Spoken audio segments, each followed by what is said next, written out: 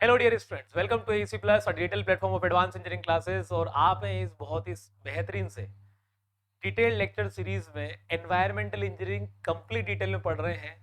और अभी तक हम क्वालिटी ऑफ रॉ वाटर, साथ ही साथ ट्रीटमेंट ऑफ रॉ वाटर के ऑलमोस्ट एंड पोर्शन पर पहुंच चुके हैं, जहां पर हम डिसइंफेक्शन क्या होता है ये समझ चुके हैं, कितनी तरीकों से किया जा सकता है इस पर बात चल रही है। जिसमें से अभी तक हम क्लोरीनेशन पर बात कर चुके हैं कि क्या होता है, क्लोरीन से कैसे ट्रीटमेंट कराया जाता है। साथ ही साथ आज हम बात करने वाले हैं और भी क्या डिफरेंट मेथड्स होती है हमारे पास डिसइंफेक्शन की। तो चलिए, आज का हमारा सेशन ऑफ डिस्कशन होने वाला है वो है मेथड्स ऑफ डिसइंफेक्शन के ऊपर, कि कैसे बैक्टीरिया को मारा जाता है, क्या अलग अलग तरीके हैं, इस पर बात करने वाले हैं। तो इस सेशन में आगे बढ़ने से पहले एक छोटी सी जानकारी तो आप लोग जान ही लीजिए कि ये जो आपको Monday to Friday complete technical subjects जो आपको पढ़ने को मिल रहे हैं only on the YouTube channel, आपको ये समझना है कि डेली 4 बजे, डेली 5:30 बजे, डेली शाम को 6:30 बजे, डेली दिन में 12 से आपको एक अपना खुद का शेड्यूल निर्धारित करना है कि अगर आप डिटेल में पढ़ना चाह रहे हैं और यूट्यूब पर ही पढ़ना चाह रहे हैं, so these are the subject जो कि अभी हम लेकर चल रहे हैं। और ये सब्जेक्ट मंडे टू फ्राइडे तक हम लेकर चलते हैं। साथ ही साथ सैटरडे को हम आपका डाउट सेशन कंडक्ट करते हैं कि अगर इन पांचों टॉपिक में से आपने पढ़ा और क्वेश्चन लगाया और कहीं पर डाउट आता है, हम इस डाउट सेशन में आपके डाउट सॉल्व करेंगे, लाइव क्वेश्चन प्रैक्टिस भी करेंगे उसी सेशन के अंदर। और हर Sunday we are conducting the marathon session.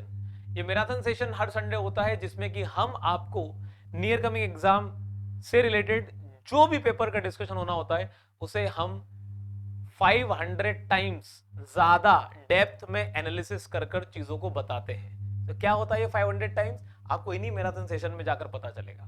तो चलिए बात करते हैं आगे। This is a basic information about my self कि क्या क्या चीजें आपको पता ही होगी। चलिए तो स्टार्ट करते हैं आज का सेशन। हम ट्रीटमेंट विथ क्लोरीन में हम ये सोच सकते हैं कि जो हमारे पास क्लोरीन से ट्रीटमेंट हो रहा है उसमें हम फ्री क्लोरीन ऑलरेडी स्टडी कर चुके हैं, ऑलरेडी स्टडीड, कि फ्री क्लोरीन हमारे पास पानी में क्लोरीन डाला जाता है, H2O के साथ रिएक्ट करेगा, क्लोरीन तो बनाएगा HOCl OCl माइनस।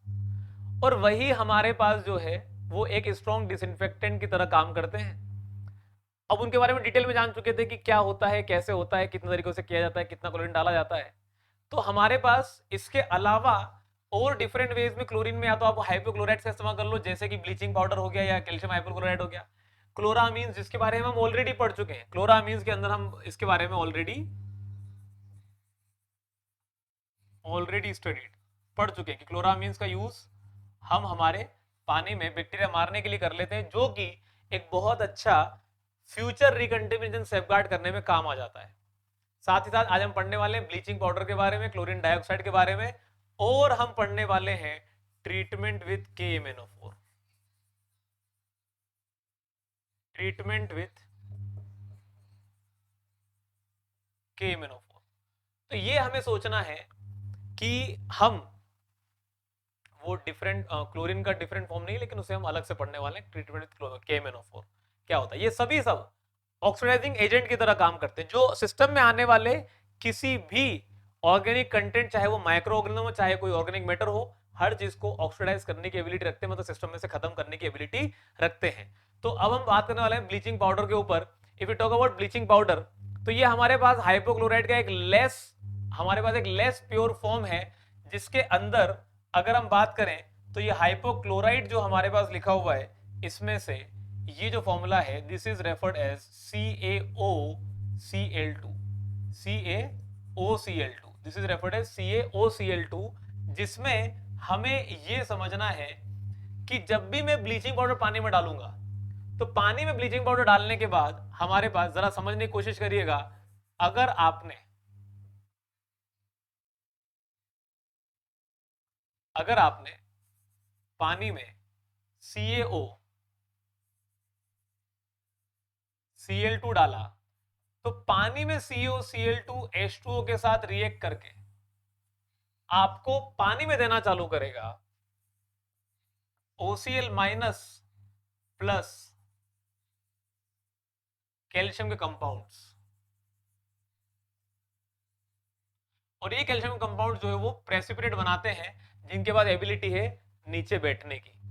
तो आप जरा समझिएगा, अगर आपने पानी में 1 मोल का ब्लीचिंग पाउडर डाला, तो क्या डाला आपने? 1 मोल ब्लीचिंग पाउडर आपने ऐड किया, तो हमारे पास यहां पर 1 मोल ऑफ ब्लीचिंग पाउडर क्या देगा आपको? प्रोड्यूसेस क्या देगा आपको? ये 1 मोल, 1 मोल ऑफ OCl माइनस, मतलब पानी के अंदर ब्लीचिंग पाउडर डालने के बाद ब्लीचिंग पाउडर में से निकल कर आया OCl माइनस, जो कि क्या करता है?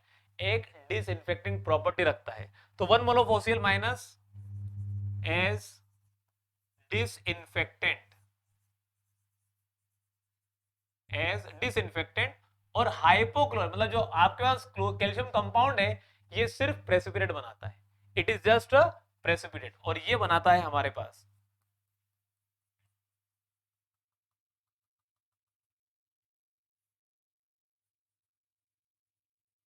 Forms precipitate. तो अगर ये सोचा जाए कि 1 mole bleaching powder 1 mole of OCl minus देता है एज अ डिसइंफेक्टेंट, तो कितनी क्वांटिटी मिलेगी? बात बड़ी सिंपल सी है, आप 1 मोल ब्लीचिंग पाउडर का वेट क्या लिखोगे? मोलिकुलर वेट क्या लिखोगे? तो कैल्शियम का 40, ऑक्सीजन का 16, ठीक है, क्या बन जाएगा हमारे पास? 56, और क्लोरीन का होता है 35, 2 क्लोरीन है, समझ जाएगा 70, तो 70 and 56 comes out to be how much? 126।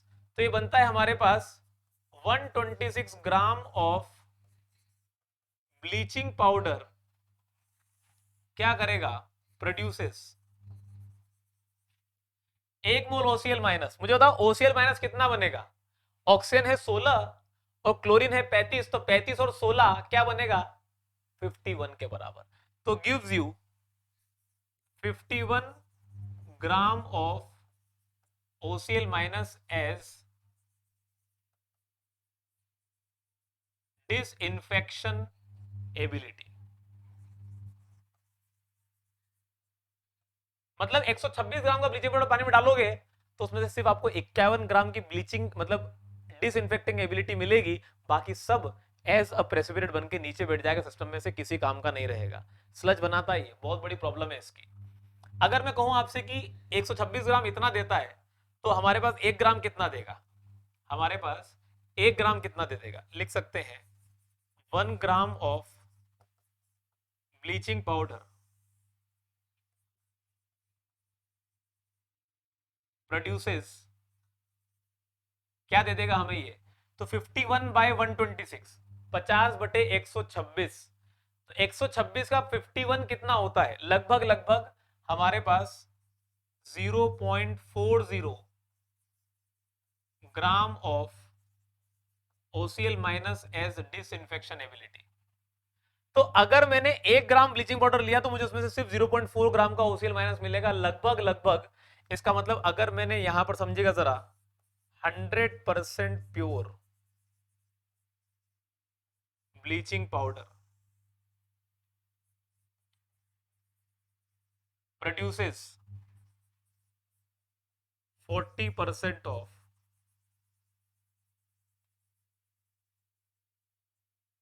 Chlorination ability. मतलब बाकी जो है वो आपके पास कहां गया? 60% स्लज में चला गया। तो ये एक बहुत इंपॉर्टेंट स्टेटमेंट है जो कि एग्जाम में सवाल डायरेक्टली पूछ लिया जाता है कि आपके पास 100% अगर ब्लीचिंग पाउडर है तो उसमें से कितने परसेंट क्लोरिनेशन एबिलिटी मिलती है? तो वो है सिर्फ और सिर्फ 40%। तो हमारे पास अब this two above forms, this above form, this is just one of the form जो कि हम पढ़ रहे हैं। तो this above form of chlorine produces sludge, hence less preferred for treatment plant as sludge disposal becomes a problem। तो ये एक बहुत इंपॉर्टेंट स्टेटमेंट है जो कि आपको याद रहना चाहिए, ठीक है, कि ये वाली मेथड जो है वो हम ट्रीटमेंट प्लांट में कम प्रेफर करेंगे क्योंकि इससे स्लज बहुत बनता है, डिस्पोजल की प्रॉब्लम बन जाएगी जो कि हमारे लिए एक बहुत बड़ा नुकसानदायक वाली चीज है। भाई आई बात समझ में? चलिए, तो ये एक और तरीका था पानी में क्लोरीन डालने का, ब्लीचिंग पाउडर की मदद से। ब्लीचिंग पाउडर डालो, उसमें से कुछ क्लोरीन की आपको एबिलिटी मिलेगी, मतलब डिसइंफेक्शन की एबिलिटी मिलेगी, अदरवाइज बहुत सारा तो वेस्टेज में चला जाएगा। ठीक है, अगला देखते हैं जरा। Coming on to the next one, chlorine dioxide.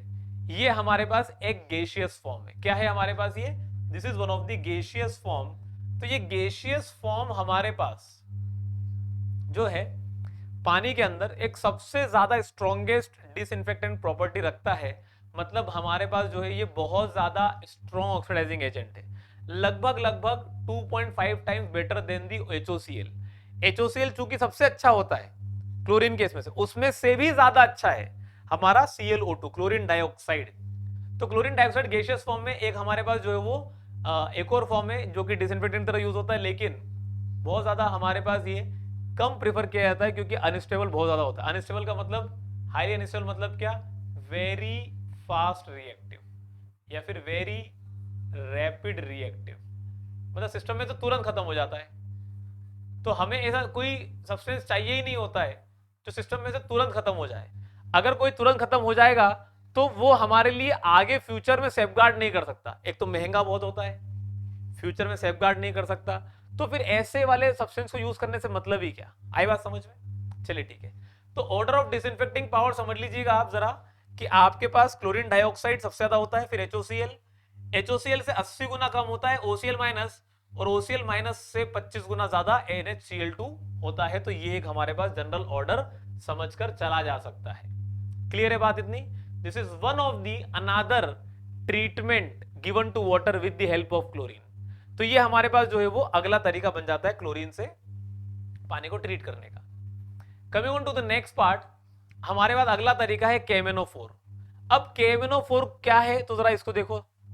आपके पास पानी के अंदर अगर कोई भी ऑर्गेनिक कंटेंट होता है तो उस ऑर्गेनिक कंटेंट को ऑक्सीडाइज करने के लिए बहुत सारे ऑक्सीडाइजिंग एजेंट यूज होते हैं। उनमें से एक है KMnO4। पानी में तुम जैसे ही KMnO4 डालोगे, ये अंदर जाने के बाद सिर्फ एक मकसद लेकर अंदर जाता है, वो है कि इसको ऑक्सीडाइजेशन करना है। किसका? इसे नहीं पता। इसे सिर्फ इतना बोल के भेजा गया है कि तुम्हें अंदर जो भी चीज मिले उसका ऑक्सीडाइजेशन करना। इसने कहा ठीक है मैं ऑक्सीडाइजेशन कर दूंगा। अब हम ये इसको बताना बोल रहे किसका करना है, तो ये उसमें पाए जाने वाली हर ऑर्गेनिक चीज का ऑक्सीडाइजेशन करने में लग जाता है। क्या क्या होता है? या तो ऑर्गेनिक मैटर हो सकता है, या पानी के अंदर माइक्रो ऑर्गेनिज्म हो सकते हैं। जैसे ही पानी में KMnO4 डाला जाता है, ये एक बहुत डार्क पिंक कलर देना चालू करता है। और हमारे पास ये जो डार्क पिंक कलर है ये शुरुआत में आता है।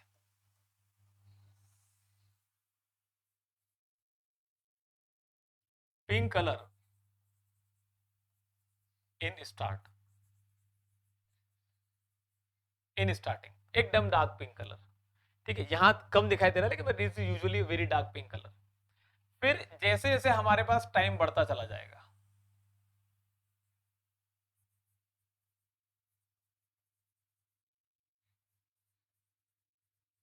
एज टाइम पासेस, जैसे जैसे टाइम बढ़ता चला जाएगा आगे, हमारे पास ये वाली कंडीशन बनेगी।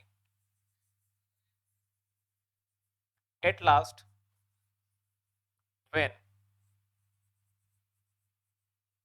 KMnO4 is finished from system। पानी में से KMnO4 रिमूव हो गया। क्यों रिमूव हुआ? तुमने पानी में KMnO4 डाला और समय के साथ पानी में से KMnO4 खत्म हो गया। कहां गया होगा? पानी के अंदर पाए जाने वाले ऑर्गेनिक कंटेंट को खत्म करने में खुद भी नष्ट हो गया।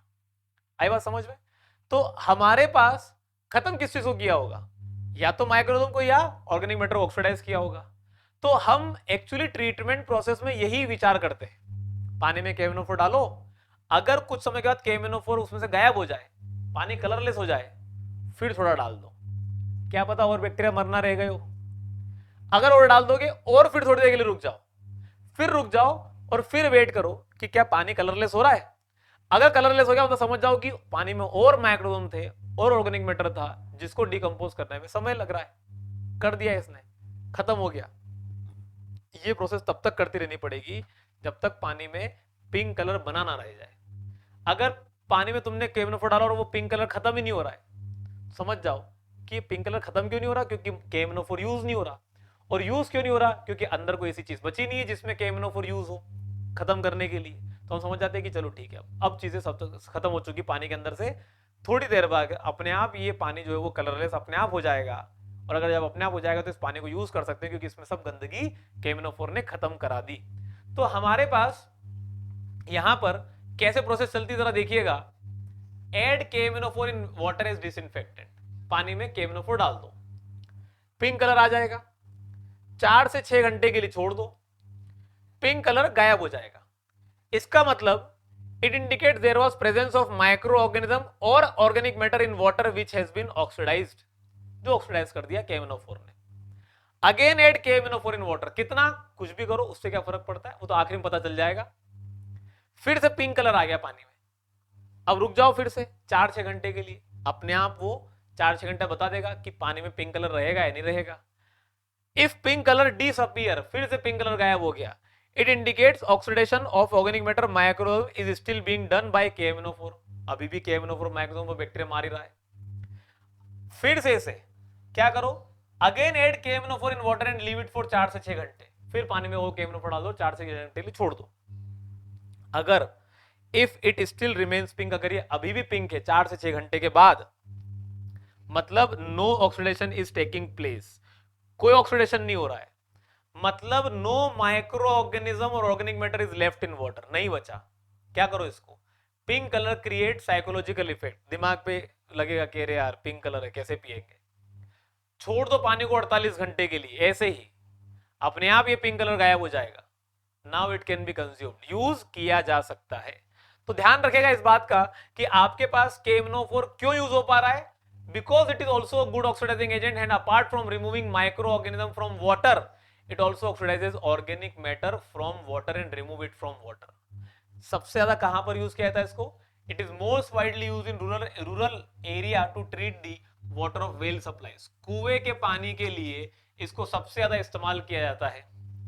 इसके साथ क्या बेनिफिट है, KMNO4 produces pink color in water when added, if oxidation takes place this pink color disappears, गायब हो जाएगा। आपको यह ध्यान रखना है कि जो आपने KMNO4 डाला है, कितना डालना है पानी के अंदर, जनरली 1 से 2 मिलीग्राम के KMNO4 की जरूरत पड़ती है 1 लीटर ऑफ पानी के अंदर, ठीक है, with a contact period of 4 से 6 घंटे, मतलब 4 से 6 घंटे लगेंगे वो कलर को डीकलराइज होने में, इसको ऑक्सीडाइज कराने में। हमारे पास 4 से 6 घंटे लगेंगे, मतलब जैसे KMNO4 डालो 4-6 घंटे चुपचाप बैठना पड़ेगा, तभी जाके पता चलेगा कि पानी में से कुछ ऑक्सीडेशन हो भी रहा है नहीं हो रहा है। डाल के तुरंत सोचो कि पानी पिंक कलर क्यों है, पिंक कलर से व्हाइट कलर क्यों नहीं हो रहा, कलरलेस क्यों नहीं हो रहा, नहीं, टाइम लगता है इसको। कितनी देर लगती है इसको वो रिएक्शन होने में, वो है 4 से 6 घंटे। KMNO4 100% कॉलेरा कॉजिंग बैक्टीरिया को रिमूव करता है, removes 100% cholera causing bacteria from the water and 98% of other microbes, मतलब बहुत अच्छा बैक्टीरिया मारता है।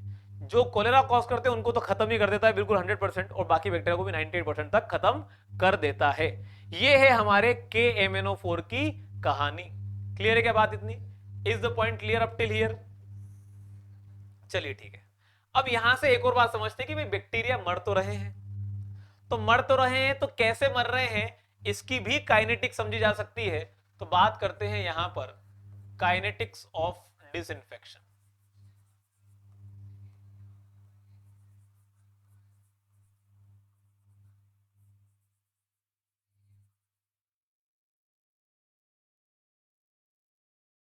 काइनेटिक्स ऑफ डिसइंफेक्शन, सबसे पहले बात करते हैं हमारे पास चिक्स लॉ के ऊपर।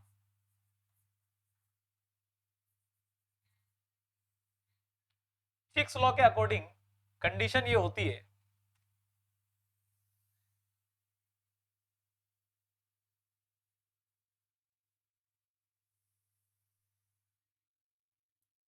कि आपके पास जितना भी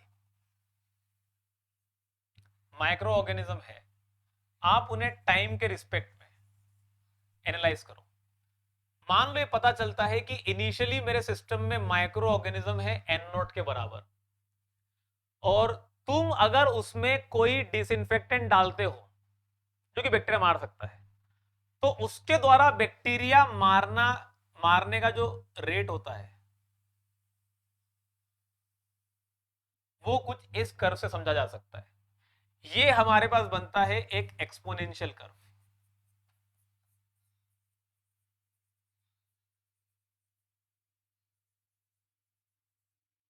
जिसमें कि आप किसी भी टी टाइम पर कितने बैक्टीरिया रिमेनिंग है सिस्टम में ये पता कर सकते हो। किसी भी टी टाइम पर कितने बैक्टीरिया रिमेनिंग है सिस्टम में ये पता कर सकते हो, where this NT can be referred as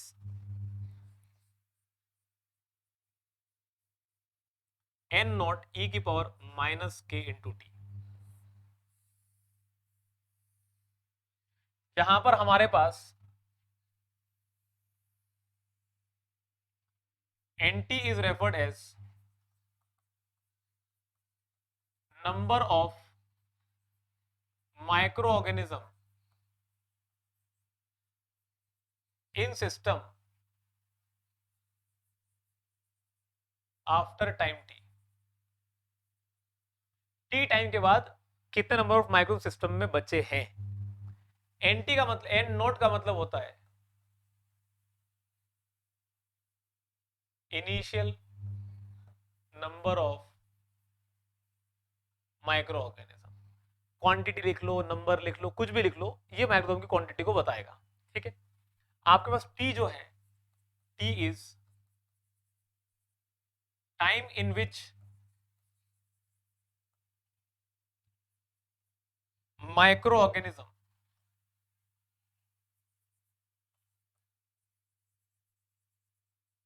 reduces from N nought to N T, और के जो है वो कहलाता है यहां पर हमारे पास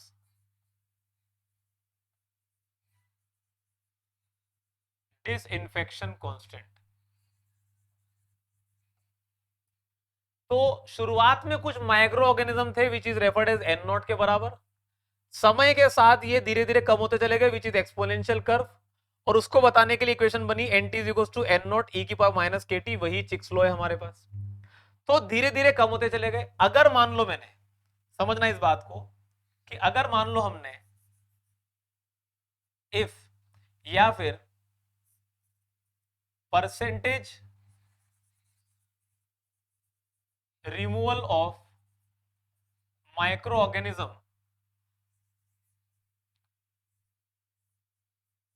after time T of adding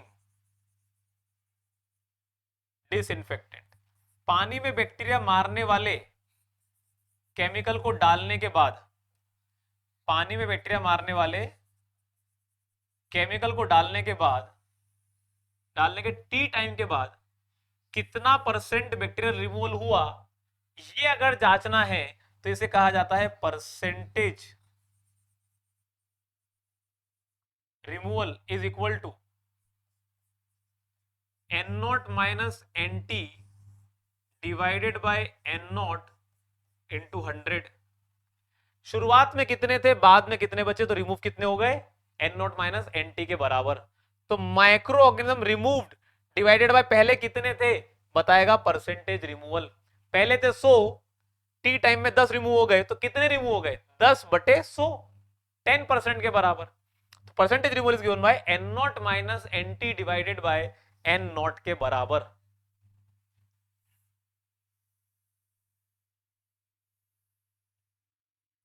यहीं से एक और बात समझते हैं कि हमारे पास कॉन्सेप्ट है लॉग रिडक्शन का।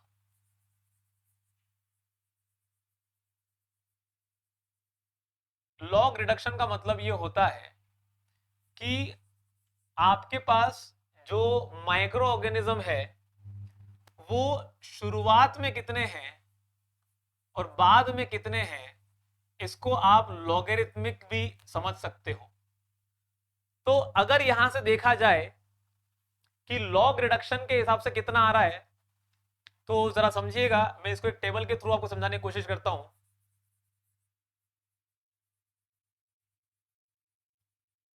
Log reduction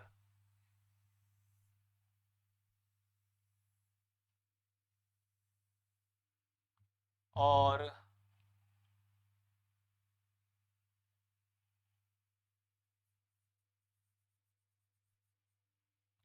reduction factor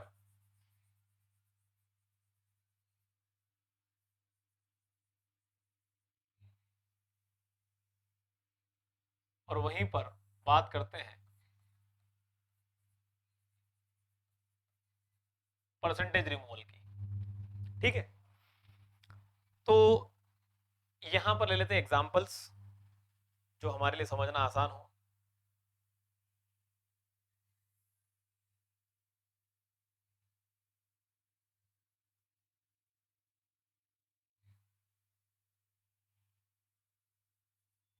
example लेते हैं, मान लो मैंने आपसे लिखा कि लॉग रिडक्शन की वैल्यू 1 के बराबर है।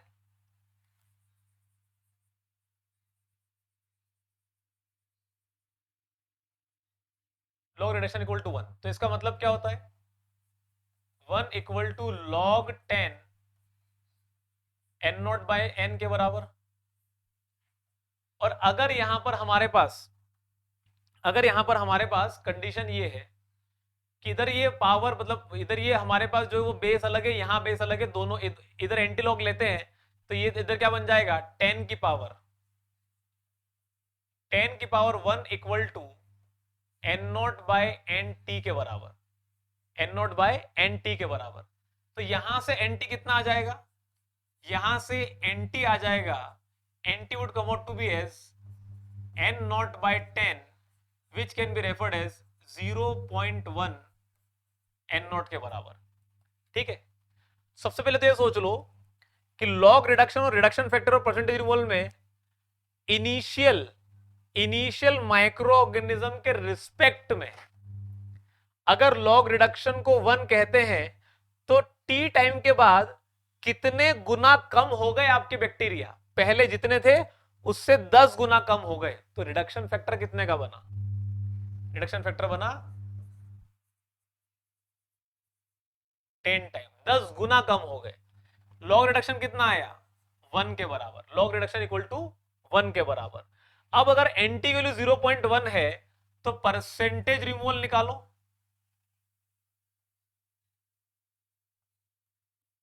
Therefore, percentage removal would come out to be as n naught minus 0.1 n naught divided by n naught into 100, जो बचेगा 0.9 n naught by n naught, 0.9 n naught by n naught into 100।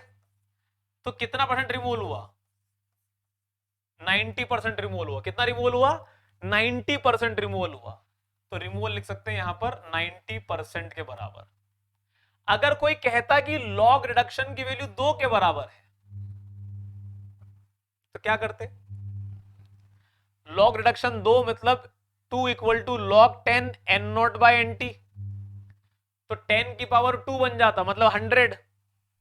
तो N T क्या आता, N not bye 100, मतलब हमारे पास T time के बाद कितने बैक्टीरिया बचे, जितने पहले थे डिवाइडेड बाय 100, मतलब 100 टाइम्स कम हो गए हमारे पास। यहां पर रिडक्शन फैक्टर कितना हुआ, 100 टाइम्स कम हो गया। अगर एनटी की वैल्यू एन नॉट बाय 100 बनी तो ये बनेगा 0.01 एन नॉट। परसेंटेज रिमूवल निकाले जाओगे तो बनेगा N not minus 0.01 N nought divided by N not. तो ये वैल्यू बनेगी 0.99 N nought divided by N not. N nought से एन नॉट कटेगा, बचेगा 0.99 इंटू 100, मतलब कितना, 99%। कितना हो जाएगा ये, 99%। तो अगर रिडक्शन फैक्टर 100 टाइम्स का है, परसेंटेज रिमूवल 99 आ जाएगा। लॉग रिडक्शन की वैल्यू अगर 2 के बराबर है तो परसेंटेज रिमूवल 99% आ जाएगा। अगर लॉग रिडक्शन 3 के बराबर रहा तो जरा देखो, 10 की power 3 equal to N not by N T, तो N T equal to N not by 1000 हो जाएगा, मतलब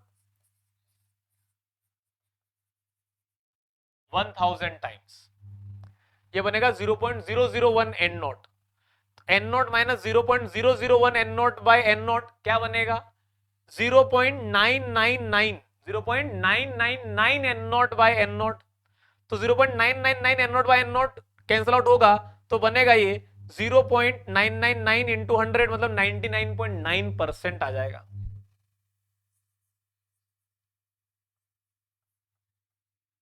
तो आपके पास अगर लॉग रिडक्शन, अब ये खुद ही समझ सकते हो, टाइम्स और ये बनेगा 99.99% के बराबर। तो आई होप यहां तक की कहानी आपको समझ में आई होगी। This is what is basically referred as the kinetics of disinfection, जिसमें शुरुआत में कितने माइक्रोसोम होते हैं और कैसे कैसे कम होते चले जाते हैं डिसइंफेक्शन की वजह से, हम ये सब चीजें निकाल सकते हैं by the help of the Chick's law. तो चिक्स लॉ समझ में आना चाहिए हमें। एक्सपोनेंशियल रिडक्शन है, एक्सपोनेंशियल कर्व इंडिकेटिंग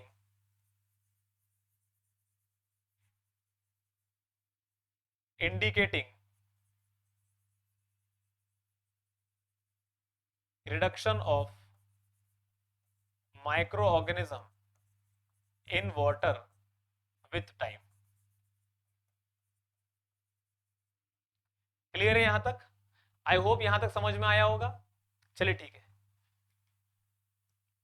तो इस सेशन को हम यहीं तक अंत करते हैं और मिलते हैं अगले सेशन में, जहां पर हम और डिफरेंट टाइप्स ऑफ क्लोरीनेशन में हम ये सीखेंगे कि पानी में क्लोरीन डालते तो हैं, डिसइंफेक्टेंट के रूप में क्लोरीन डालते तो हैं, लेकिन कैसे डालेंगे, क्या हमारे पास टाइप्स ऑफ क्लोरीनेशन है, उसी पर बात करेंगे।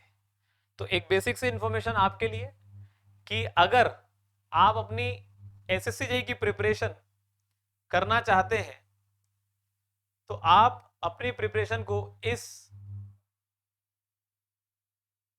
सार्थक बैच से कंटिन्यू कर सकते हैं, which is a very detailed batch जो कि हमारी एप्लीकेशन पर लाइव चल रहा है फ्रॉम दी ऑफलाइन क्लास। साथ ही साथ अगर आपका स्टेट, कोई भी इंडिया की स्टेट जेईई एग्जाम आपका फोकस है आने वाले टाइम में, this Vijay batch is going to prove the best batch. मतलब इसमें इतना डिटेल में सब्जेक्ट पढ़ाया जा रहा है कि आपको कभी जीवन में उस सब्जेक्ट को दोबारा पढ़ने की जरूरत नहीं पड़ेगी। ये सबसे इंपॉर्टेंट है, इस बैच की खासियत है। साथ ही साथ अगर आपकी कोई भी जेईई और एई की एग्जाम में कोई भी इनमें से एक सब्जेक्ट अगर आपकी प्रॉब्लम बन रहा है कि यार नॉन टेक से रुक जाता है सब्जेक्ट, तो आप उस सब्जेक्ट को यहां पर इस नॉन टेक के महापेक में बहुत बढ़िया तरीके से कवर अप कर सकते हो। सो एनरोल फॉर दिस बैच और अपनी प्रिपरेशन को इफेक्टिव बनाएं। एसएससी जेईई की टेस्ट सीरीज ऑलरेडी हमारी एप्लीकेशन पर लॉन्च है, जिसमें कि बहुत ही बढ़िया तरीके से सारे टेस्ट फॉर्मेटेड हैं। तो आप जरूर इस एप्लीकेशन को विजिट करिए, टेस्ट सीरीज को देखिए and enrol for the test series for your better preparation for SSC JEE. Thank you very much.